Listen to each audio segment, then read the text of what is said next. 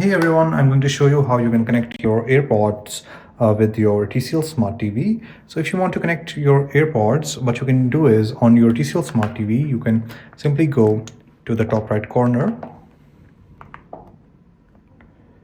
and you can go to remote and accessories. So right here you can go to add accessory, and it is saying before pairing the Bluetooth devices, make sure that they are in the pairing mode. So on your AirPods, if you want to put them on the pairing mode, you can keep pressing on this little button right here. So if I keep pressing on this one,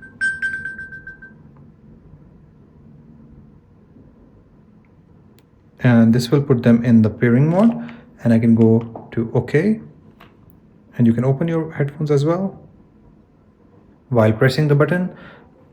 And it is showing me a headphone set that is available, and it says AirPods Pro. So I can click on it. Now it is pairing.